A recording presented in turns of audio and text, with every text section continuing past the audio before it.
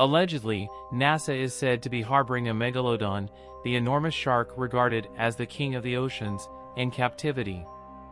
However, how could they have acquired an individual of a species deemed extinct for millions of years? What might be the agency's purpose in keeping it confidential? It could merely be a conspiracy theory, but what if it turns out to be true? Before delving into these facts, let's gain a better understanding of who the Megalodon was, or possibly still is. Most likely, it wasn't just the largest shark in the world but also one of the biggest marine animals to have ever existed in our oceans. It is estimated to have reached lengths of up to 20 meters, 3 to 4 times larger than a white shark, which already terrifies anyone unfortunate enough to cross its path. To put it into perspective, the teeth of this creature measured about 18 centimeters, roughly the size of an adult man's outstretched hand. Imagine, coupled with its colossal size and the strength of its jaws, the Megalodon could snap up and obliterate anything that posed a threat or appeared appetizing for its next meal. Speaking of diet, while there are no official records of a live specimen, the assumption that it had a carnivorous diet is an obvious conclusion. This is because its entire structure was designed for it to be an adept predator capable of devouring not only small fish but, more importantly, other sea giants. Scientists believe it fed on other sharks or even humpback whales, which can measure up to 16 meters and weigh 30 tons in adulthood. How is this possible? Precisely due to its structure, researchers theorize that the Megalodon had a shorter snout compared to the great white shark, a more flattened jaw akin to the blue shark, and even long pectoral fins to support its immense weight. However, arriving at the conclusion that there are no living specimens today is not an easy task, considering the absence of complete fossils of shark bodies. Since the skeletons of these animals are largely composed of cartilage, they are rarely fossilized. Therefore, our official knowledge about their diet, life, and habitat has been possible primarily through studies conducted on the teeth of the animal. At least, that's what we believe so far, even as we try to explain how such a powerful creature could have become extinct. It's not a straightforward task, but there are some theories. One theory suggests that the modern great white shark might have played a role in the extinction. This may sound odd, especially considering the great white shark appears more like a snack on the Megalodon's menu than the cause of its extinction. However, this hypothesis argues that with the emergence of the great white shark, competition for food in the oceans became more intense. It wasn't always that the Megalodon would have a whale available for dinner, so it would also need to feed on smaller prey when necessary. The modern shark, however, would be better adapted to this type of predation, taking the lead and ultimately leading the Megalodon without readily available food. Of course, as we know in the law of nature, the most adapted species always prevails. Therefore, it is suggested that the great white shark did not extinct the Megalodon by being stronger and devouring it, but rather by being more adapted to its environment and efficiently sustaining itself. However, there is another theory, also quite plausible, that attempts to explain the disappearance of the Megalodon from the oceans. Until now, the evidence suggests that the Megalodon vanished from the seas approximately 2.6 million years ago when a wave of marine extinctions disrupted the climate and biodiversity of our planet. This event occurred during the glacial era, a time when this species and others ceased to exist entirely.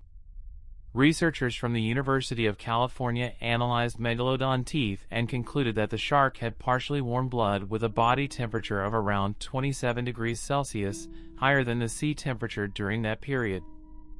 The rapid cooling of the ocean, combined with a reduction in sea levels, caused this creature to lose suitable areas for reproduction.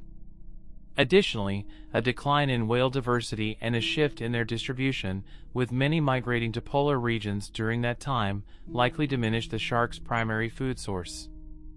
This aligns with the earlier theory that the Megalodon would have had to compete with the modern great white shark for food but ultimately lost due to inefficiency in hunting smaller prey. At least, that's the understanding until now, despite recent videos suggesting otherwise. The story they tell goes like this: Logan Parker, a sailor and diver from Texas, was sailing near the coast of Maryland when he was caught in a storm. The tempest caused some damage to his vessel, but upon inspection, he noticed something on the ocean floor that grabbed his attention. Equipped with his diving gear, he decided to investigate. After descending a few meters, he found himself in front of a massive metal cage with the inscription Zone 52, NASA property on one of the bars. The diver was intrigued, observing the compartment that was so large he couldn't see the bottom. Moreover, the bars were spaced wide enough for him to pass through. However, before he could make that decision, a metallic noise emerged and gradually increased. That's when he encountered the silhouette of a shark. Not just any shark, but one approximately 20 meters long with a grotesque appearance unlike anything he had seen in his extensive maritime experience. Without hesitation, he surfaced, got back to his boat, and sailed back to the shore. Terrifying, isn't it? I would have done the same without a doubt.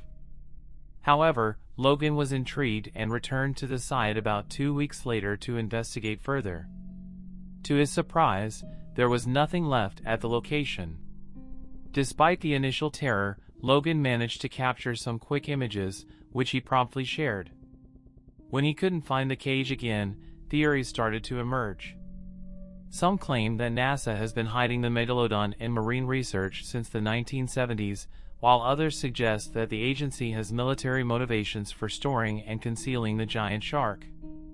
Given its strength and proportions, it could serve perfectly as a killing machine. However, there are many skeptics regarding these claims, especially due to the gaps left in the videos. One notable inconsistency is the existence of another version circulating in the United States, with some differences from the one presented here. In this alternate version, it is also asserted that NASA was conducting research in the 1970s and had built a gigantic cage. However, this location is referred to as Zone F, not Zone 52, although it still carries the warning of being the property of the space agency. Another difference lies in the name of the sailor who made the discovery. In the American version, he is called George Meer, also a resident of the state of Texas.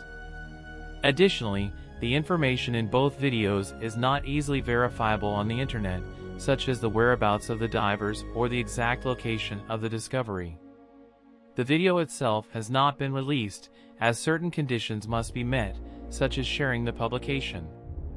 Furthermore, from a scientific standpoint, the existence of megalodons today seems highly unlikely. The evidence we discussed regarding their extinction, climate changes, and competition for food appears reliable and reasonable. Moreover, if the species still inhabited the seas, it would likely leave more traces, such as teeth in the carcasses of its prey or even its bodies washing up on beaches after death. But what if it's not the entire species freely inhabiting the seas? What if it's just one individual that was captured from the depths without anyone knowing? Perhaps it's the result of a scientific experiment using DNA samples to recreate an individual in a laboratory. And if NASA's plan is indeed to use it as a biological weapon, what can we expect, after all, if it turns out to be true?